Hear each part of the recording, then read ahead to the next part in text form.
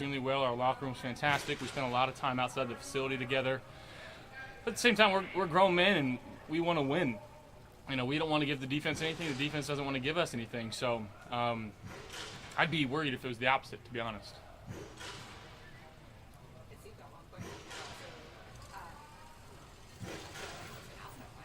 Okay. Every time I walk past him in the locker room, he's got his playbook open. He's writing stuff down. He's trying to learn our offense as well as he can. He's been making some plays. I think he played extremely well in the preseason game. And he's got good body language. He's been easy to throw to. I know that he's impressed a lot of people. Guys on the team, they love having him around. Doesn't really say much. He just goes out there and he wants to get better. So I know he's had a few stops around the league, and he's a few years into this league, so he knows the business side of it by now. But he's just come in here and he's been a professional about how he's handled things, and it's been really fun to watch. What was it like getting a chance to call a couple plays on Saturday? Who told you that? It was fun, and just to go out there and call some plays for Bark, and I don't know if that continues or not, but it was fun. It felt like you were playing Madden out there. It was a lot of fun. Future offensive. The film of those plays to see how they went. Yeah, oh yeah. And when it came on the quarterback room, I perked up a little bit and hey, Bark, this is the reason why I called this play, right? And I saw so I got my coach's hat on at that point during the meeting. As soon as those plays were done, I was like, these are all Dorsey's plays. It's fine. Did your plays get positive feedback? Were they the right? Did Dorsey get the thumbs up? I think Barkley was 6 for 6 during those plays, but in fairness, he was at 7 of 8 or 8 of 6 or whatever it was, 7 or 8 or 8 or 9 with Dorsey calling the plays too. So you could have called a bunch of stuff for Barkley that game. He was feeling it. Kyle Allen said one of the biggest adjustments is just learning a new offense. What are some of the ways you've helped him kind of adapt and adjust to it? Yeah, just if he's got questions, just trying to have that open communication, the open line of communication. He does such a good job. He's a smart player. Obviously, he's been around the league for the last few years. One of my best buddies, so we can talk about literally anything. So to have him in the room and learning things and seeing things, and obviously me and Bark, we've known the system for a lot longer time.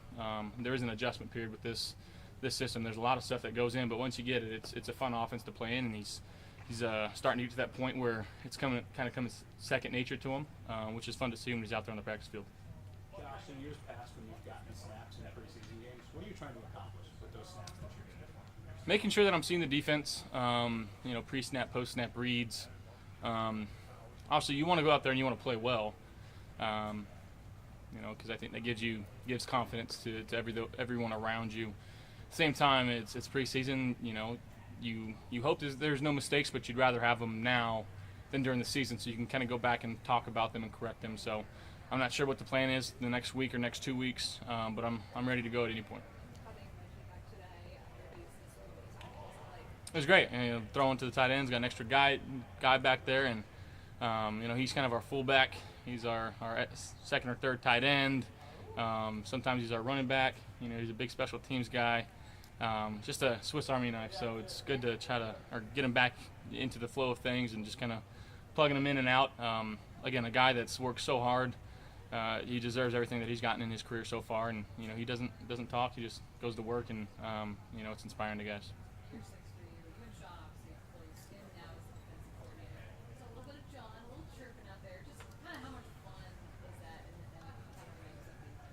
It's a lot of fun. I think, again, that we're competitive guys. By nature, this is our job. This is what we do. It's who we are. It's to go out there and put our best foot forward each and every day. And it makes practice so much more fun, competitive, and I think it gives us an edge. And I think that's something that, again, we need on this team. And these practices, they tell you a lot about certain guys and how your team's going to react to certain things. And it's fun to be a part of.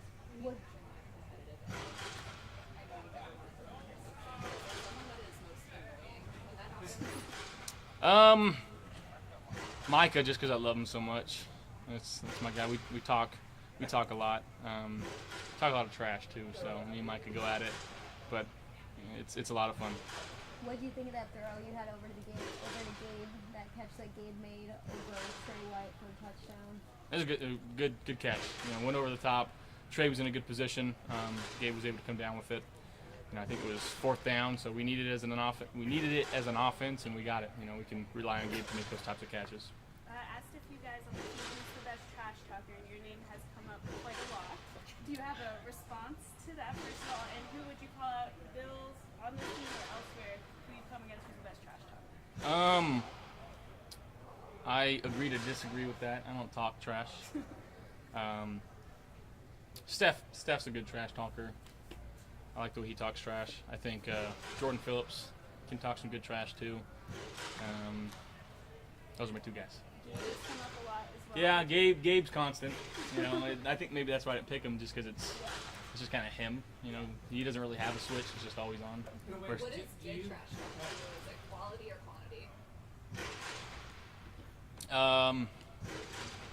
It's the quantity of the quality. Now you say you don't agree with it. Do you think what you say is not trash talking? Is that the way you look at it? No, I'm just messing. Yeah, we're just having fun. Thanks, guys. Thanks, everybody.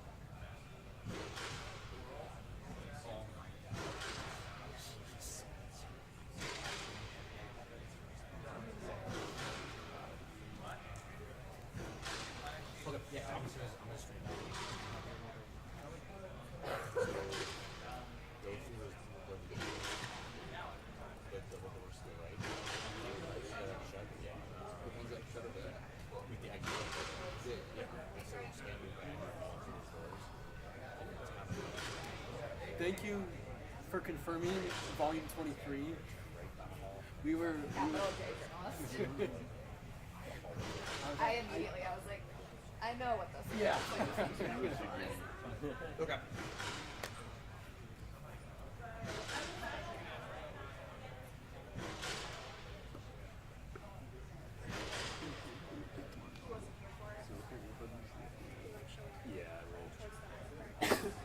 Well, it's your call. I just want to do it like you. Yes, yeah. So I'll probably just do.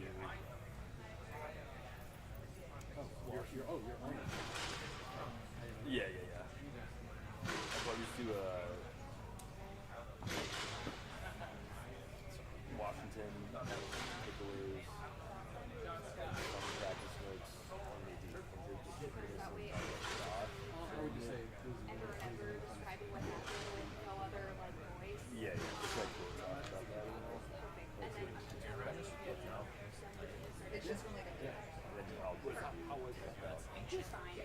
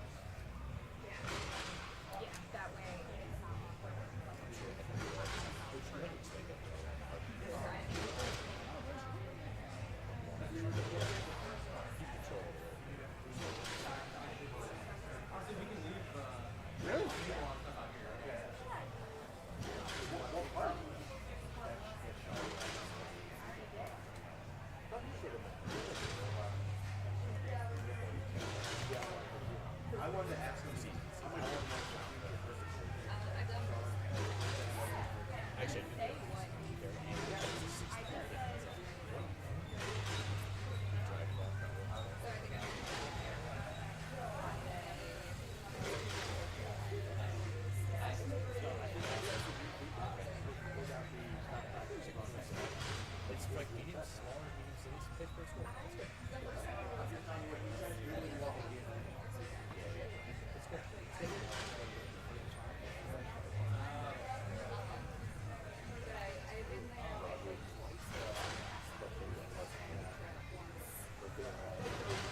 Unless you're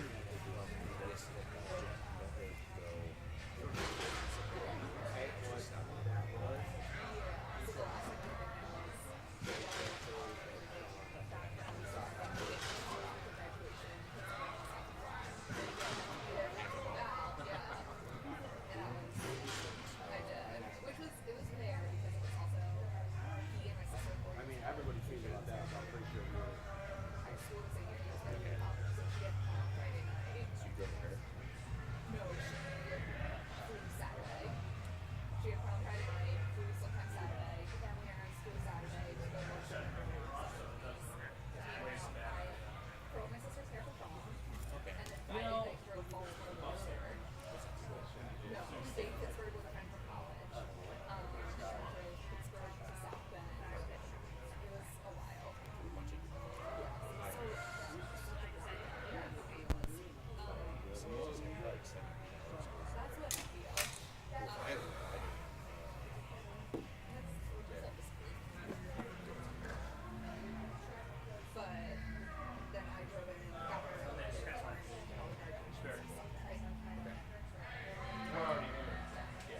Make the most of it. That's kind of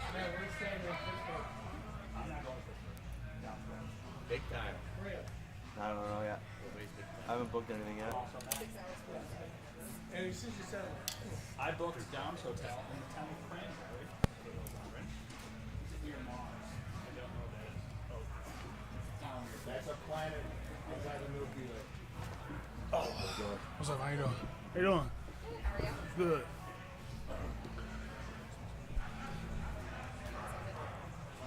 Yep.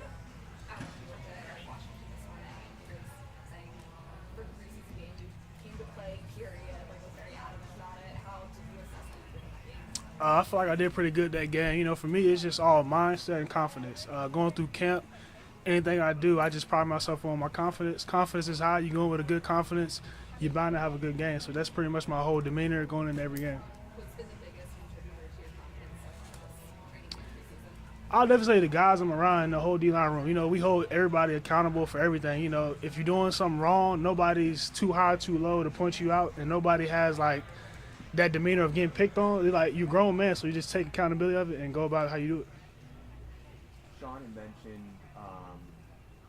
Sunday now, your pad level being something that he really thought was really good in that game. Can you take us into that a little bit? Maybe is that something you've been working on to improve that part of the game? Oh, yeah, for sure. That's something at the end of the year last year, that was one of the main things I needed to work on for this season. So I took accountability myself into, you know, just the whole offseason, just doing little stuff to, you know, help my knee bend, help my hips, just so that pad level is always consistent, you know, never playing high, taller guy. Once you get high, you're pretty much at a loss yourself. So just pad level is a big thing for us at D-line.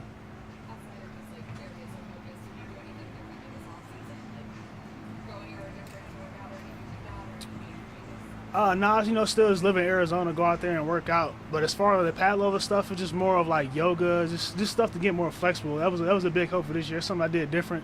Definitely something I'm gonna continue doing though. Nah, it was just something, you know, I was just out there one day working out, and then some guys I was working out was like, yo, let's go do some yoga. And then for me, it was just like, I ain't never done it before. So then I went out there and did it, kind of just kept doing it and doing it. It's kind of like part of my routine while I was out there.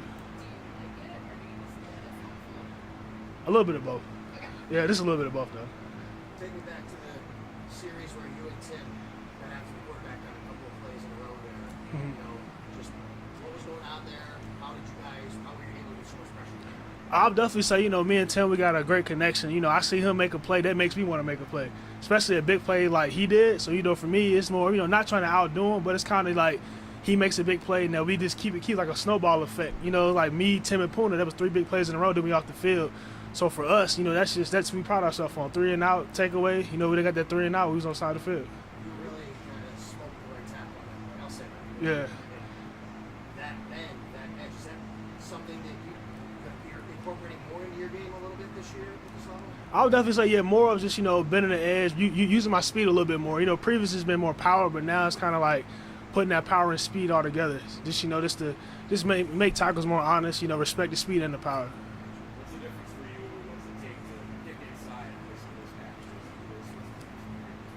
I would definitely say inside, things happen a little quicker. So, it's just about, hand violence, timing, just, you can't just go outside and go inside. You got to have a plan. So for me, it's just, just having that consistent plan, just speed rush with power, just throwing them loops and lots while I'm out there for sure. What does it do for a defense? Guys like you and Greg are able to go get those inside. So for us, with me and Greg, we can interchange like that. It makes our defense a lot better because, when Greg's outside, I'm inside, it's not like a low down. So it's like we just keep that same standard, whether we're both inside or both outside. So for us, it's just being able to be interchangeable when we're in that defense.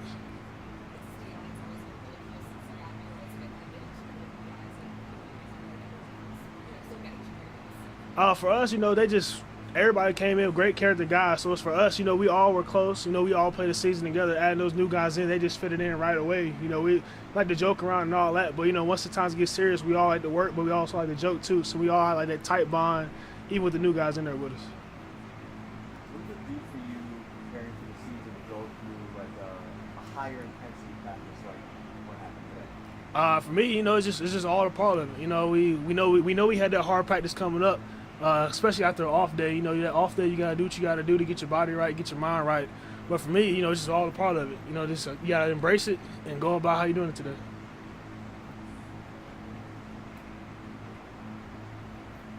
Thanks, man. Yep. So.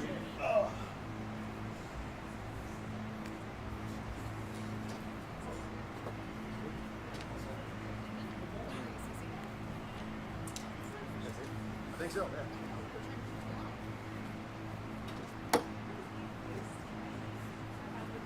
Yeah.